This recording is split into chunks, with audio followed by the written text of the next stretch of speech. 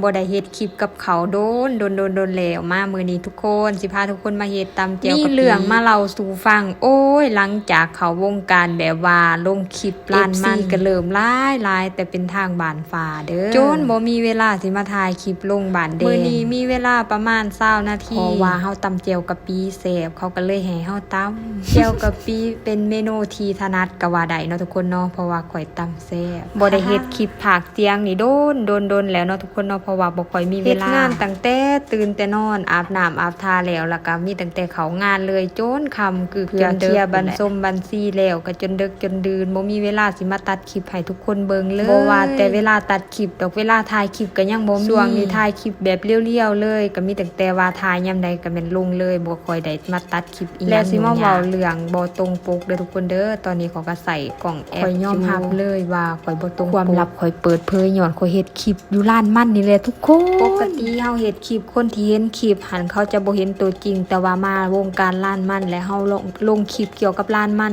FC ข่อยมาขายมันหลายแล้วสิ่งที่เกิดขึ้นก็คือเขามาเห็นข่อยตัวจริงเขาบอกว่าบ่ตรงปก ข่อยควรสิเฮ็ดจังใดข่อยเป็นคนมักเฮ็ดคลิปถ้าสิให้ข่อยเซาเฮ็ดคลิปก็เป็นไปบ่ได้แต่ถ้าสิให้ข่อยเอาแบบสดๆแบบหน้าสดๆน่ะข่อยก็เฮ็ดบ่ได้คือกันจังได๋ก็ตามเด้อทุกคนเด้ออย่าโฟกัสที่หน้าแม่ค้าให้โฟกัสที่ราคาและการบริการของแม่ค้าเด้อสำหรับคลิปนี้ก็ประมาณนี้แหละเนาะมีเวลาบ่หลายสุดท้ายนี้ก็ฝากแม่ค้าตัวน้อยๆผู้บ่ตรงปกคนนี้แน่เด้อฝากไว้ในอ้อมอกอ้อมใจของลูกค้าเรื่องอัปเดตราคาถามแม่ค้าได้เลยถ้าบ่ตอบแชทก็คือให้โทรมาเลยเด้อลูกค้าเด้อรับสาย24ชั่วโมงก็ว่าได้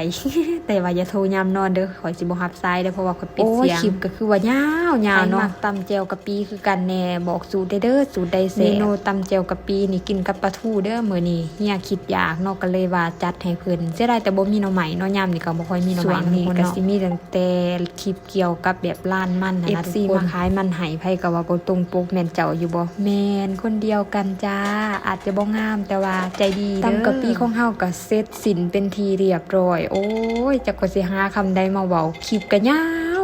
ไปแต่ว่าบ่ได้เบิ่งเวลาหั่นนะนี่ออกมาก็แบบนี้ทุกคนถ้วยก็บักใหญ่ๆนึงบ่เห็นฮอดกะปิไปละเด้อบ๊ายบายเดี๋ยวพบกันคลิปหน้าบอกแน่เด้อว่าอยากให้เฮ็ดคลิปอีหยังบ๊ายบาย